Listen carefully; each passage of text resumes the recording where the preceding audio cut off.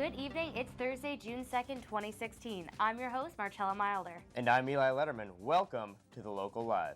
Memorial Day recap and highlights coming up next. Discussions are once again underway over Mamaroneck Beach and Yacht Club's renovations. After years of debate, the Village of Mamaroneck is trying out 3 new types of parking meters on the avenue. Public officials and the New York Immigration Coalition hold a rally in Portchester to help Ecuadorians. And James Levinson brings you the local news in this week's In the Media. LMC-TV's best are honored at awards night. Larchmont's Flower Bar is in the spotlight as the prom season is fast approaching. And we're celebrating National Pride Month, and on tonight's roundtable, we discuss what it's like to be LGBTQ in Westchester. Tell us what you think. In person, over the phone, online. Watch and hear yourself on TV. You tell us, we air it. This is the Local Live.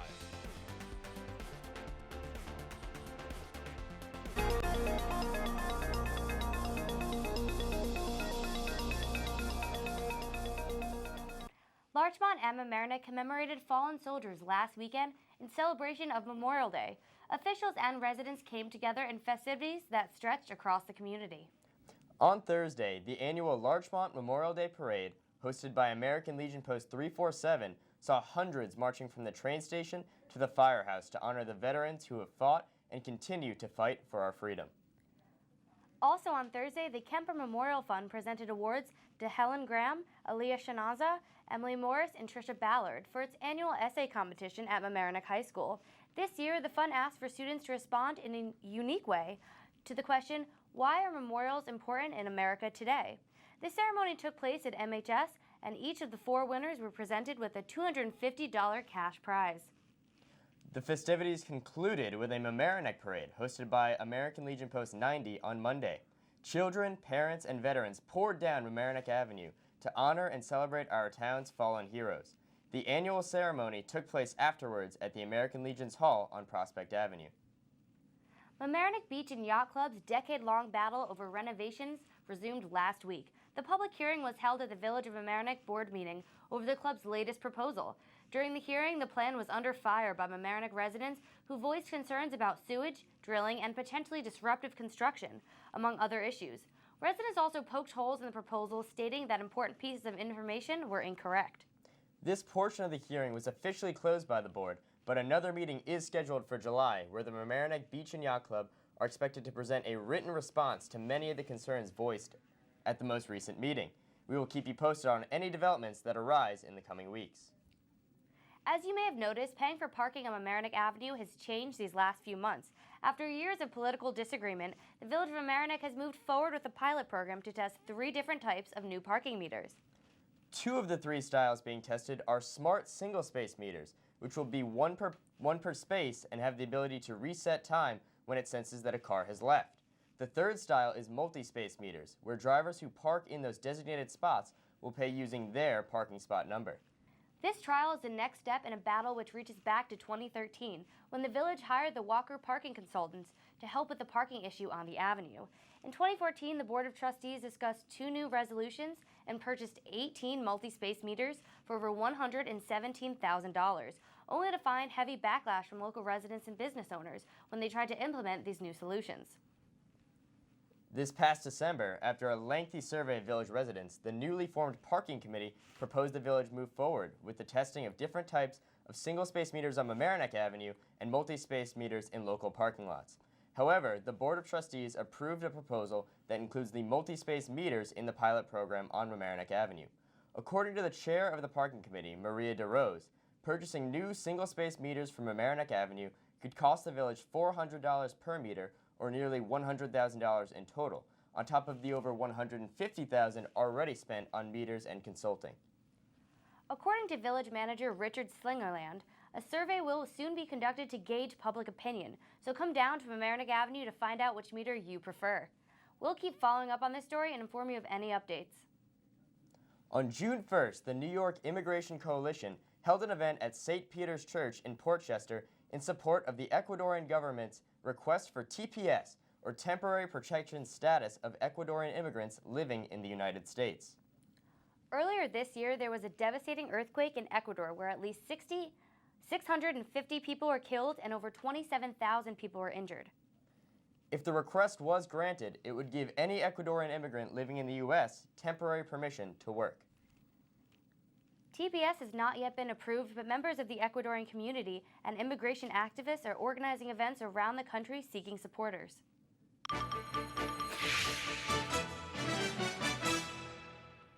Here's James Levinson with what's trending in the media.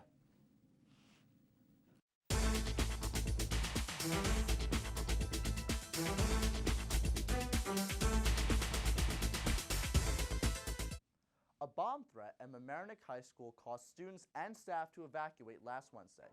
2 students discovered graffiti on a bathroom wall claiming that a bomb was planted somewhere in the school. The evacuation lasted 2 hours until the police cleared the school. You can find more about this by going on the patch.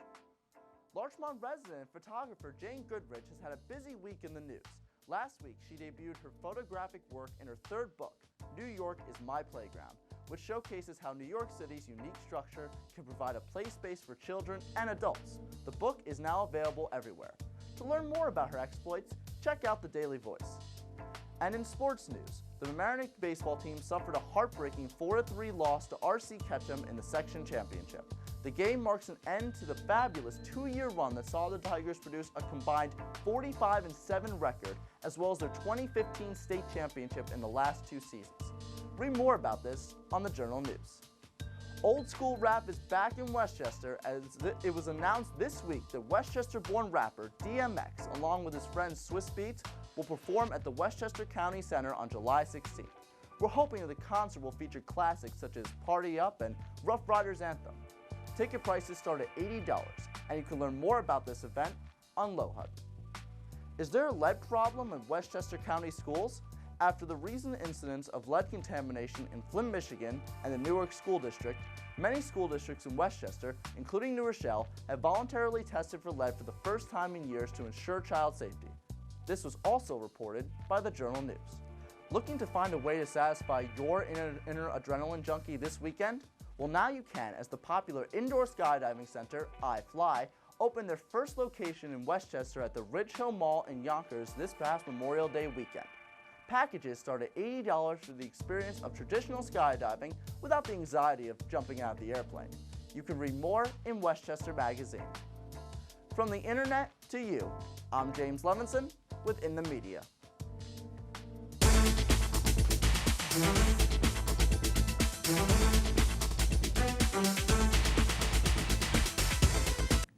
We have our local trivia question up next, and don't go anywhere because tonight we're celebrating National Pride Month in our roundtable.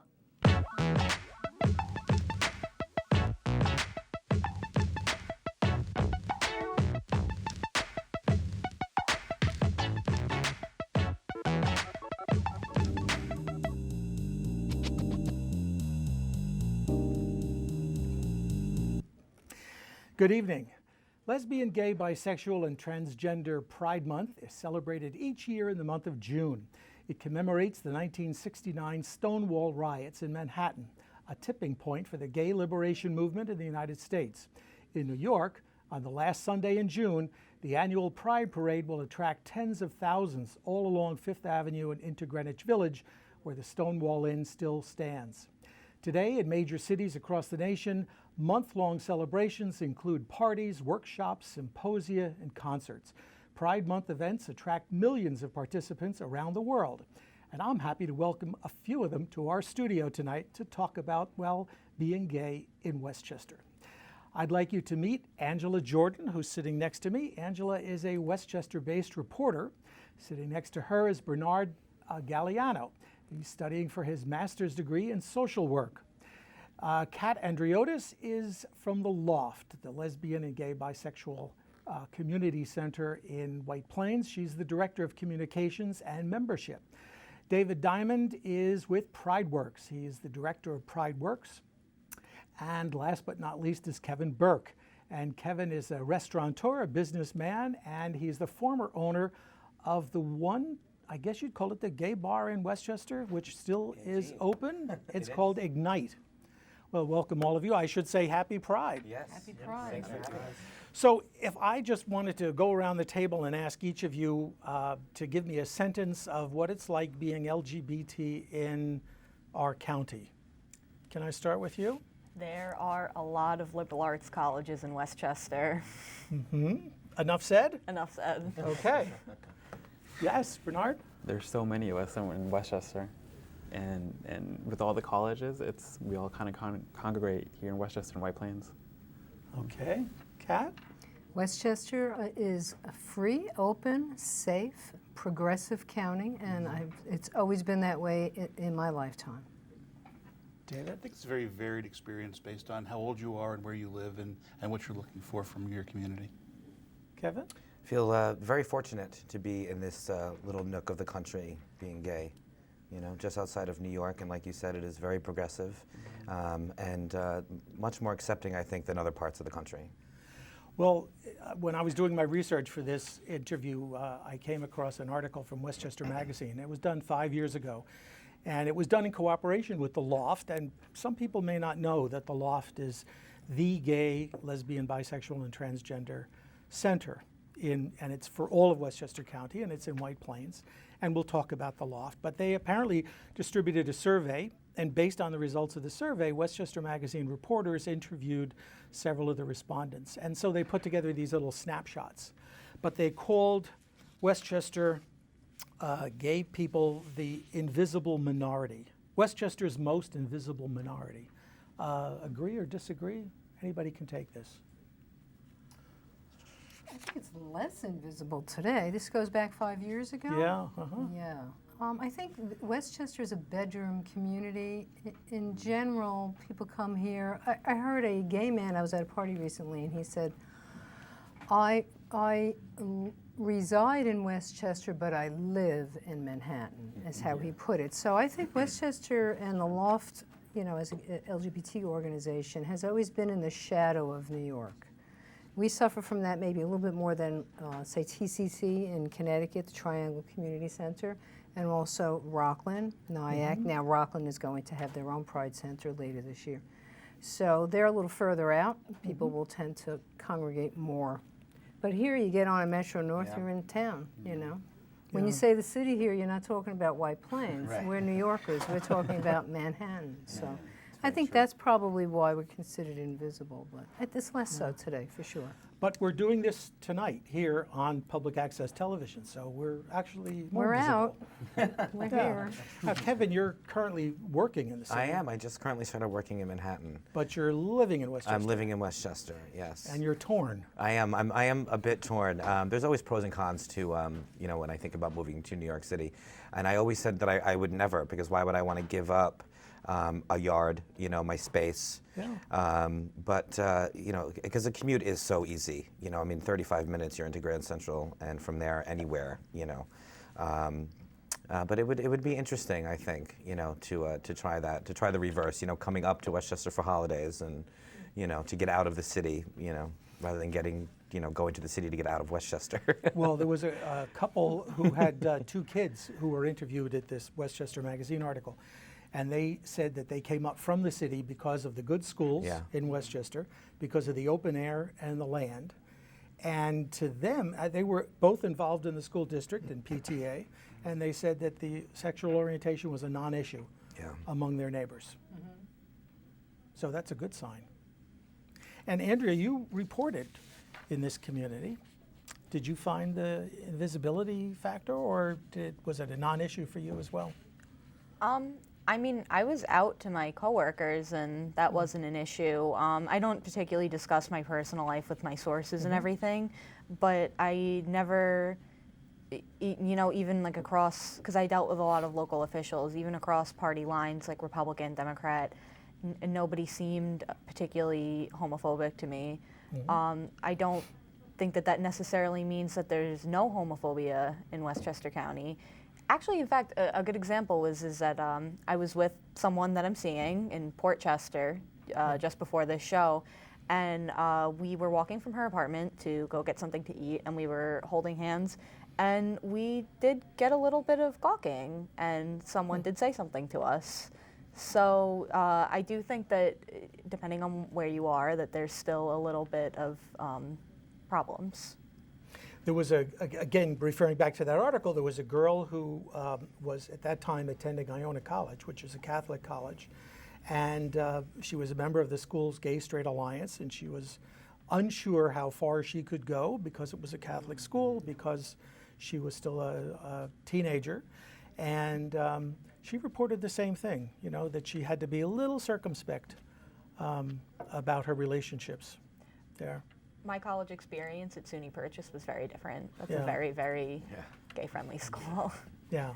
Well, I think some colleges have a reputation of being more understanding, accepting, celebratory, and others don't. But it even translates down to the high school level. New Rochelle High School recently had a bit of a controversy in the news. A number of students petitioned the Board of Education, the principal, to change from the gender identity colored robes to a single color robe, and the folks in the school were pretty much on board with it. There was a little pushback from the community and some comments about tradition and Yeah, I think it was, those kinds of things. More So on tradition than anything else. right. Right.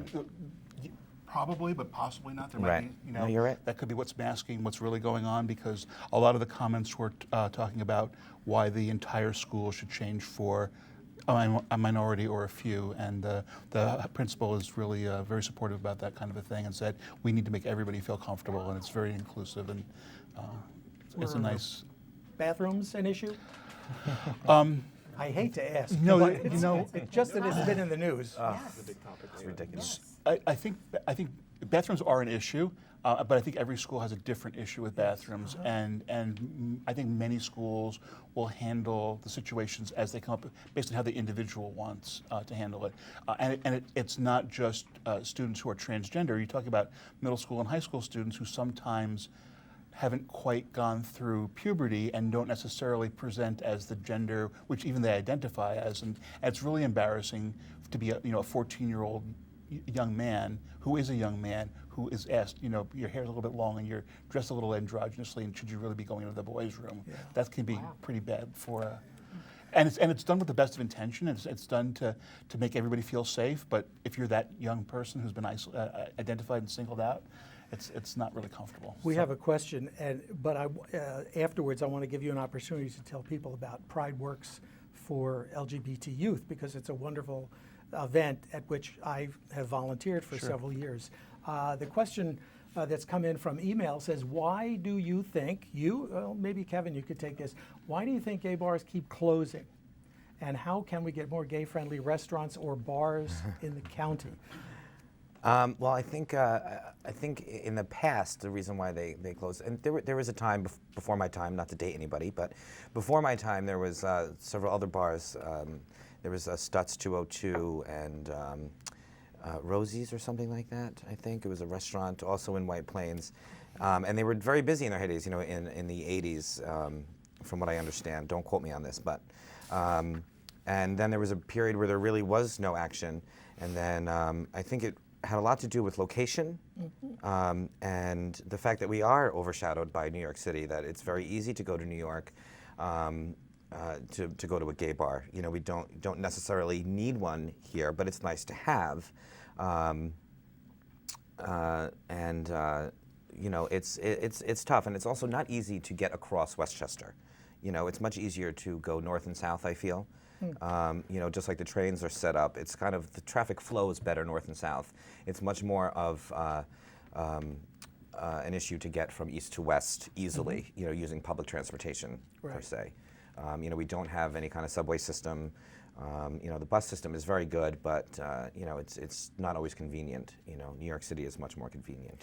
I do remember reading that somebody was commenting that the gay nights at some of the bars that normally attract a straight crowd were the dead nights, where the owner wanted to pick up some business, but that's usually midweek. I did that for 4.5 years at Elements. I ran the rooftop parties, and it was Sunday nights. I got Sunday nights, which kind of worked out actually, because a lot, not to stereotype, but a lot of us are in the service industry, and usually have Mondays off per se.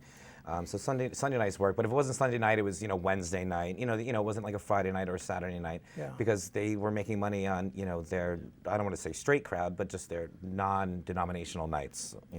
Unthemed, I guess you would say.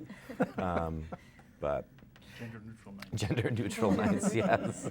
Is there something in that question, though, that asks about, the first question that came in tonight is about gay bars. Well, I mean, Bernard? New York overshadowing White Plains, I think that's probably one of the main issues, because New York is so close. It's with half an hour. It's such a convenience. And I think there's one bar left in White Plains, and then everything else closed down. Elements is gone now too. Elements is gone too. Yeah, I mean, and sad. all that's left is just go to the city. It seems like, which as sad as it is, Bars. Yeah. But what's the role of bars in the city or in Westchester, I for was that going to say, I matter? think that one of the things that's happened is the rise of social media has taken the place Yeah. of bars in terms of how people meet each other and make connections and find who they have things in common with. Thanks to Grindr. Yeah, that's true. It's huge. Now, but the Loft has clubs and activities, nights, etc. And one purpose would be to increase socialization. And and Center Lane, which is an organization for teens, I think 12. 13 to 21. Yeah, they have activities, again, to help with socialization. So And it's tricky for a 13 to 21-year-old to tell their parent they're going to Center Lane, which is an LGBT drop-in center, and they have to out themselves to a parent to get a ride there, get permission to go there. So that's a slightly different problem, but it's a venue by which young people can meet each other. And I was volunteering, or actually PrideWorks co-hosts. We just had the 21st annual Gay Prom, and there were about 250 young people there at the Crown Plaza in White Plains, and it was really nice to see that. That was just last month. That was the 20th of May, yeah. Yeah. We moved it back to not conflict with the typical high school proms, because I think when gay prom started, you couldn't go to your high school prom with a same-sex partner, and now it's not an issue at all. Kids go in groups or by themselves or with friends, and it's not an issue as it was maybe 20 years ago. And you still attracted a good crowd. Yep. And you don't check orientation at the door. No. Central Lane takes data so that they can know who they're serving. Sure. But anybody can go and. Sure. And so the Gay Prom is an annual event, and it's co-sponsored by PrideWorks in Center Lane, WJCS Center Lane. Okay. Talk about PrideWorks for youth. So PrideWorks is an LGBTQ youth conference. It's held annually in March. The last few years we've been hosted by a local college on their spring break week, so that's when we get the venue. Last year we had over 35 workshops with over 50 presenters. Last year we had over 500 people. The year before we had over 650 people when we were at Pace. Last year we were at SUNY Purchase. And it's something that I can honestly say, because we start getting questions about in September, students and GSA advisors in schools start looking forward to at the beginning of the year. And for those people who don't know GSA, Is a Gay Straight Alliance. So it's a lot of high schools in Westchester County. And we also draw schools from Rockland, Putnam, Dutchess, Ulster. We have a pretty wide reach for our conference. They're generally clubs that are as authorized as the Human Rights Club or the Democratic Club or the Healthy Heart Club or Future Business Leaders of America. And you've attracted some name presenters. Yeah, last year we had Wade Davis, who's an out former NFL player, and the year before that we had Judy Gold, who is a noted comedian and actress, so Emmy Award winning, as she likes to remind us. And the next PrideWorks is coming up in, do you have the date yet? I think it's going to be March 15th. We're tightening up the date we'll be back at Pace, because that's how the schedule works out this year. We have another question that just came in. I am gay and Latino. My mother is very religious and she would never accept me. I live a double life. What would be your advice to come out to my family?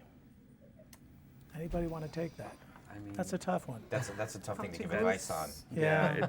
That's not an easy thing to. Everybody's situation is different. Yeah, I know with my experience. Well, I know with a lot of Latino families, family is like the most important thing, and I think sometimes family can surprise you. Very true. I mean, when I came out, I had no idea that my parents would accept me. I thought for sure I was going to be out on the streets, but surprisingly, it worked out. But thankfully, they weren't that religious. I grew up with very religious parents. Yeah. Both of my parents are very devout Irish Catholics, and I had a very difficult time coming out. I was in the closet for many, many years, and I actually finally came out to them about 2 years ago. And surprisingly, my father, who's very, very conservative, was more accepting than my mother, who struggled with it a little bit more.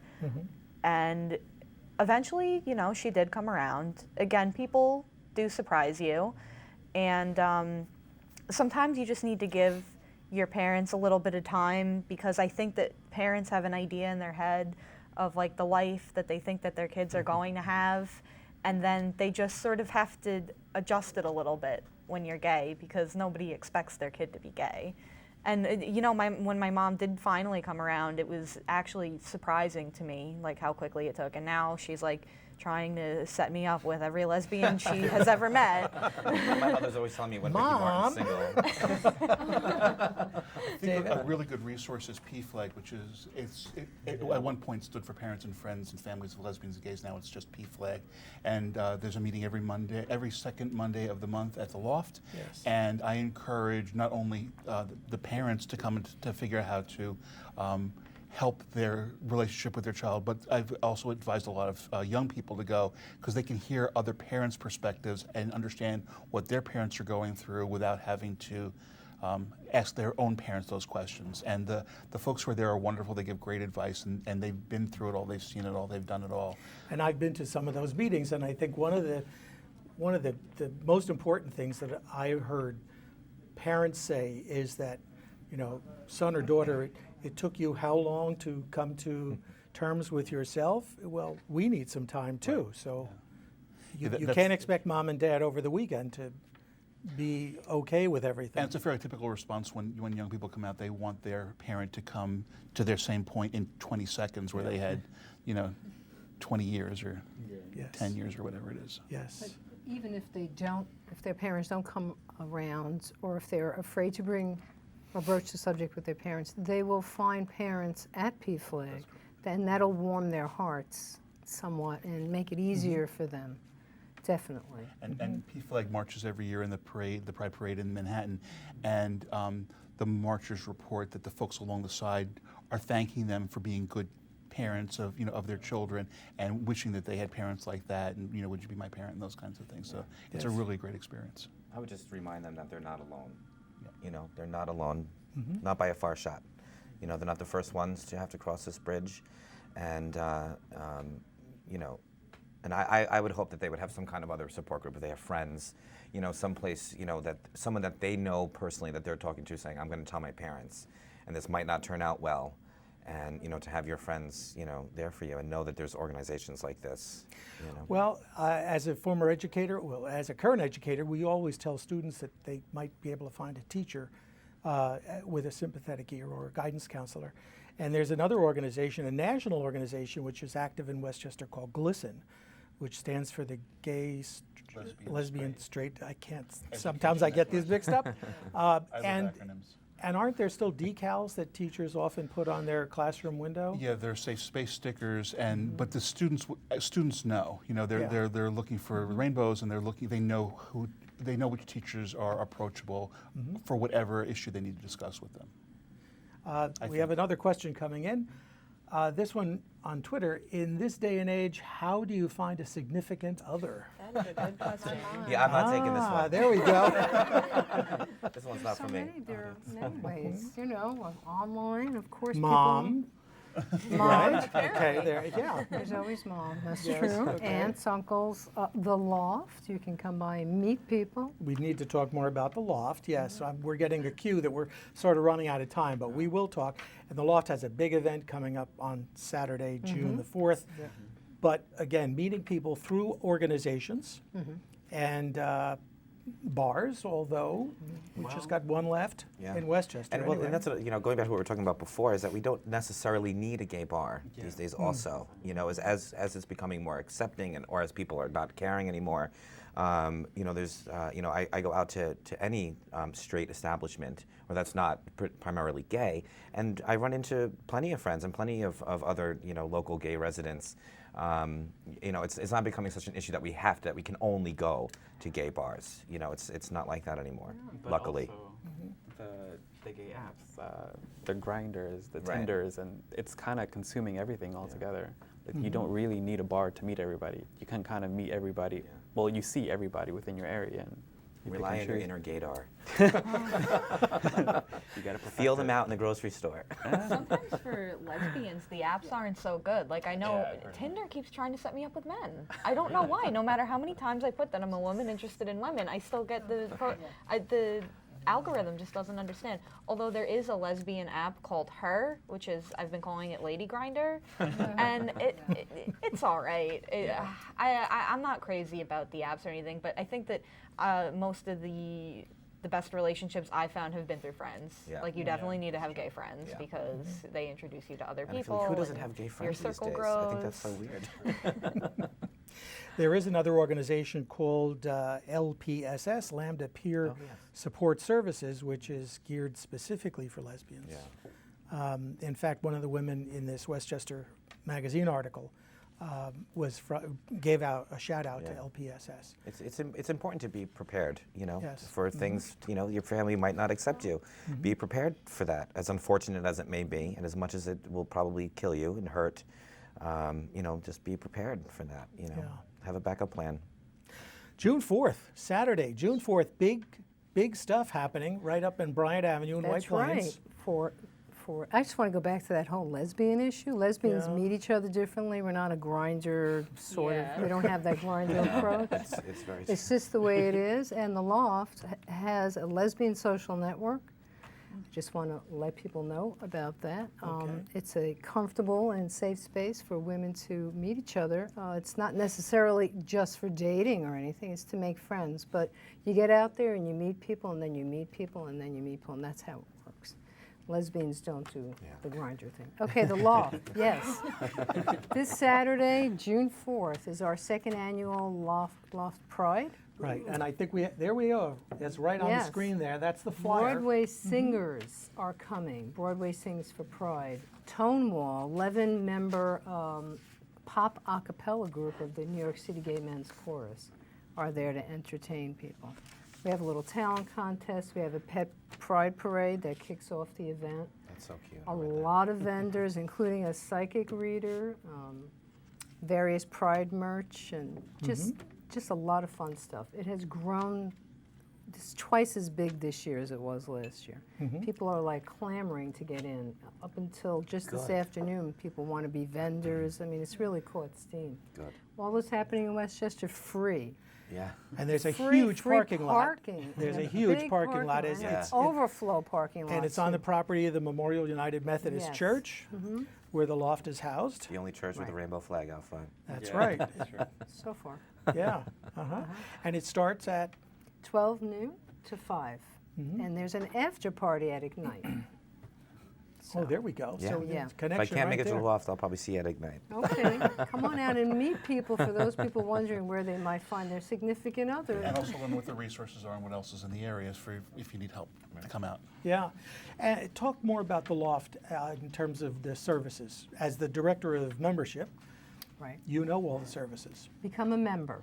This is a direct appeal. We exist on membership dollars and donations, of course. The Loft has many different groups, and we're always adding, changing it up. We have been having a dance series, learning how to partner dance. That's a great way to make friends and meet people. You can actually go out and dance. We dance with one another. You don't have to go there with a girlfriend or boyfriend. You could just come and dance, and you'll learn how to do like a rumba, which is a box step, to pop music. Whatever is playing out there, you'll learn to hear the beat. That is an excellent way to meet people, for sure. So the Loft has a lot of programs. We have things that we call out walking, out kayaking, out this and out that, where we actually get outdoors in this beautiful area called Westchester County and do things. So it's not just sitting around, you know, rap sessions, as we used to call them, which is good, you know. but it's also about socializing and meeting people in a safe space where you don't have to necessarily go to a bar. There's a group called Senior Connections? Silver Connections, right. 55 and over. Yes, we have 2 open houses. You don't have to retire and become No. decrepit and watch No. TV 24/7. Yeah, no, not at all. No. No, they do a lot of different things, the seniors. They're pretty active, definitely, yeah. And games night? There's a games night every other Saturday. There are several trans groups. There are so many things, a vast library, a lending library. Who reads books anymore? You'd be surprised, people come in. But It's they have all films, LGBT too. material. They have films. And films. We have entertainment at 8 every other Saturday. So many things going on at the Loft. Come, you'll love it. The Loft is at, as I said, on the property of United Methodist Memorial United yeah. Methodist Church. 252 Bryant Avenue in Look White for the Plains. rainbow flag out front. Yep. Okay, we've got a question coming in. Now we're on issues here. This question emailed in, what is your response to people against gay marriage and adoption? Well, They don't get it. they don't They get don't it. get it. They don't understand. I think a lot of, people don't get is it's not just about getting married. It's about all the rights that come along with people that are recognized as married, as far as property sharing, inheritance, if you're sick in the hospital, visiting your loved one, things like that we were not allowed to do because we could not get married. Things that are only recognized by for a spouse was a terrible thing. Tearing couples apart, tearing families apart. So people don't understand. I have no intention of, well, not that I don't have any intention, but I don't know if I'll ever get married. But it's important for the community that you can get married and things like that won't be an issue. I can leave my stuff to who I want to leave it with, without anybody interfering or contesting that. Things like that. It's important. I think that my literal response would be too bad that you don't like it, because that's what's happening now, and people's opinions are changing, and if you are still a bigot, then that's a shame. You're just a bigot. Yeah. Would you suggest that they meet a married gay or lesbian couple? I don't even know if that would really change. May not I think change that their there are mind. some people whose minds have changed over time, and I think that there are some people who are just always Right. going to be obtuse. Because they're seeing that the world is still spinning, even though gays can get married now. So, Nobody died. right. Yeah. You Made know. the law. And I just could never imagine wanting to destroy something so beautiful as love between two people. Yeah, and like I have a hard time wrapping my mind around that. Two people, that seem happy. Why do you want to go out of your way to tear that down? Well, there was the argument that it would destroy traditional marriage, but it doesn't seem to have No. ended marriage between men and women. I mean, we all know traditional marriage can be a joke anyway. For sure, it's got its challenges. I think Yeah. it had to do with family, creating, progeny. And I think we'll see more and more, same-sex couples and Right. various couples having children, where, younger generations. Just because a gay or lesbian or genderqueer, whatever person identifies however, doesn't mean they lose the ability to bring forth life. So, we probably will see more of that. Are there couples that have children that are affiliated with the Loft that come to Yeah, the we Loft? have a families group, Loft Families, and these are gay dads, lesbian moms. We haven't seen, at least not that I know of, any trans parents. Well, actually, no. Anybody knows Francisco? Of course, yes. Everybody knows Francisco, I and know Francisco. who is on the board of the Loft. Fran has a daughter. So, yeah, we do. We have Loft Families. It's a wonderful group. And do they include children by adoption as well as Yeah. natural means? Absolutely. Any children. So, Okay. Well, we have a few minutes left. If you've got a question or a comment, now's the time to get it in. And I wanted to ask Bernard if there was anything uniquely challenging about being Latino. You mentioned the cultural heritage of having conservative parents, religious conservative parents. They are. I think for the most part they are. But from what I've noticed, most of these Latino families, they're very big on family. Like family is like one of the most important things that there are. And I think that's true for most of them. Religion will be there because a lot of them are Catholic. Yeah. But family is so important. And like we were saying before, they can surprise you a lot of times with how accepting they can be. You just have to give them time. Passionate culture in They both are. ways. They are. A lot of passion. There's love, there's anger, it's Yeah. all there. Most important is the blood. I have some Latino family, and you're the family. That's all Yeah. there is to it. Italians Yeah. are like that Yeah. too. Do you So think it's- that organized religion is changing, is coming around? I mean, I'm thinking of the Pope's "Who am I to judge" comment. But Yeah, then well- there's the Methodists in New Directions. There's a Jewish group called Mosaic. There's the Episcopal Church, which ordained a gay bishop. Yeah. There's a Catholic group too. Integrity. Integrity. No. Yeah. Integrity. Integrity. Yeah. Integrity USA. They're for Episcopalians and Catholics. I actually attend a very nice gay-friendly Episcopalian church in Orange County, where I'm from. There's Christ Church in Bronxville that has LGBT fellowship.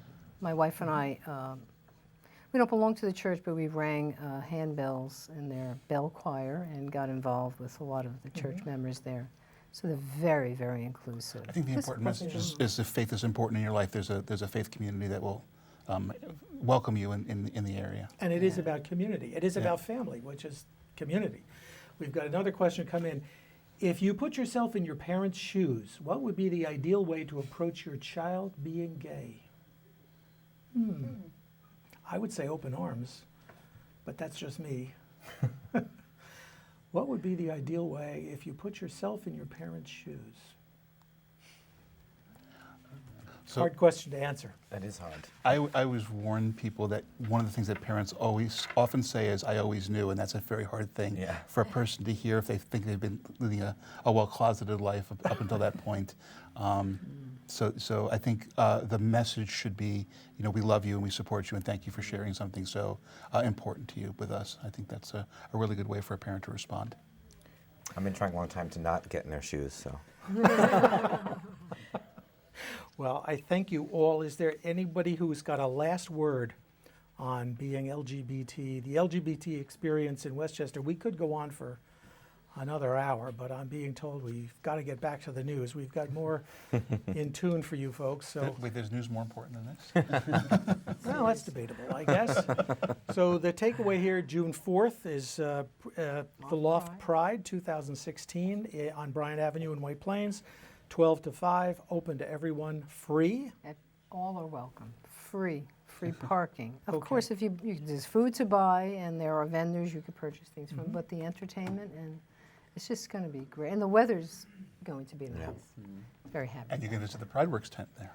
There you go. Prideworks will be there. Well, thank you. Thanks to each of you for coming down and spending the time with us. We really appreciate it. Thanks for And having us. Thank you for Stay having us. tuned. We've got more news for you and the answer to the trivia question, which David has already told us the answer to.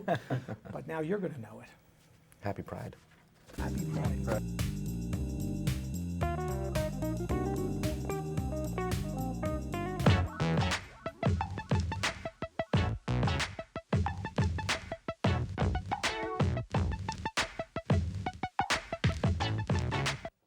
Volunteers who power this station were honored at LMC-TV's awards night. Our own Eli Letterman has a story.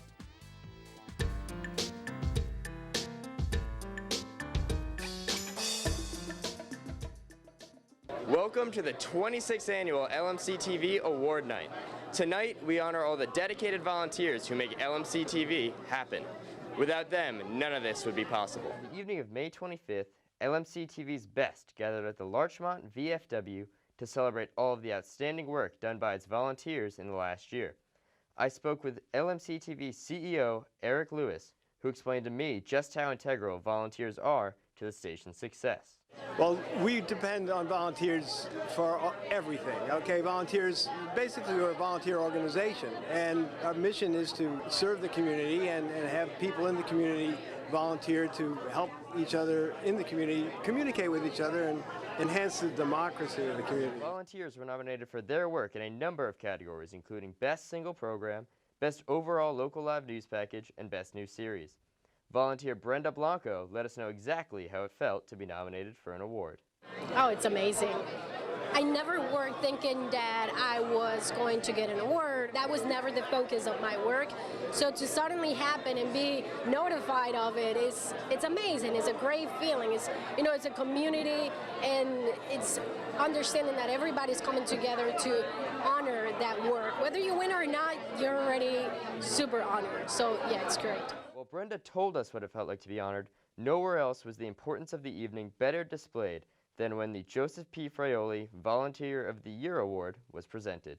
And this award is recognizing the hard work of someone who has committed so much their time, their hard work, their personality. I'm just so proud.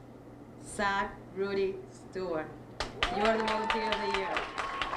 I just want to thank LMC in its entirety. I want to thank Christina, I want to thank Dina, I want to thank Matt, I want to thank just everyone, and Shea especially for giving me this chance. Like, to all the interns and volunteers, you are doing them a service. It is a privilege to work with you.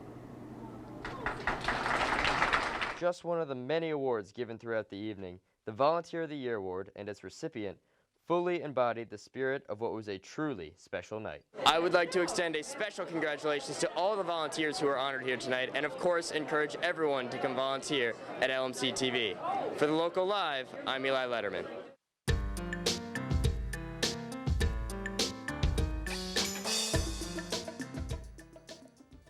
Attention high school seniors, prom is just a few weeks away, and if you're still in need of a corsage, look no further than the Flower Bar in Larchmont. Our own James Levinson went to check it out.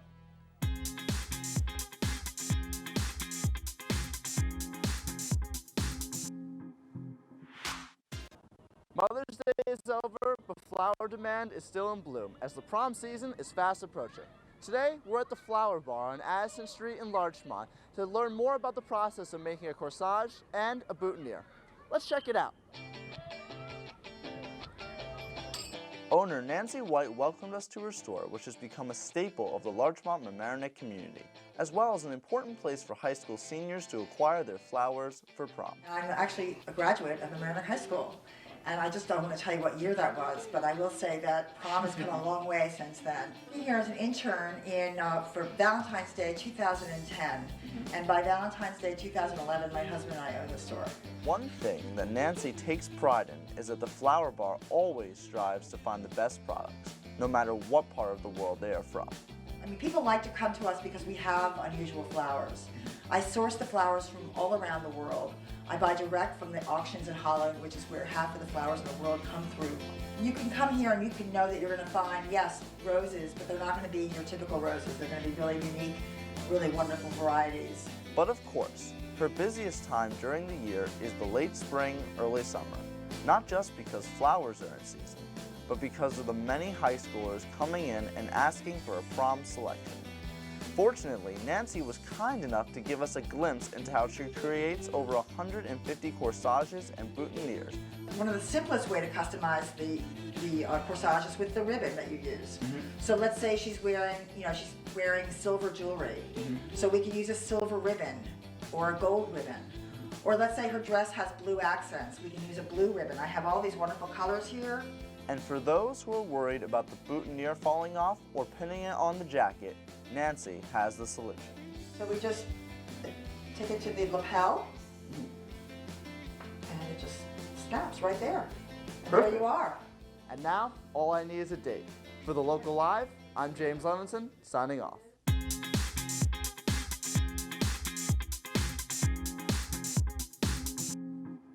You're watching The Local Live, the only news show on Larchmont and Mamaroneck on LMC-TV.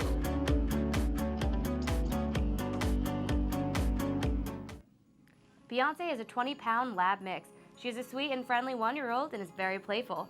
Beyonce gets along great with all the dogs in her foster home. She is a very well-behaved dog, good with children, and would make a great addition to any family. For more information and to browse other adorable pets, go to www.ny-petrescue.org. And remember, if you'd like to keep us on the air, support our program by checking out our website at www.lmc-tv.org and click on the donate button in the upper right. We really appreciate any contribution. We are always welcoming new interns and volunteers, so send your emails to locallive@lmctv.org and join us. We love hearing from you. Thank you so much for watching. I'm Marcella Milder. And I'm Eli Letterman. See you next week for another episode of The Local Live.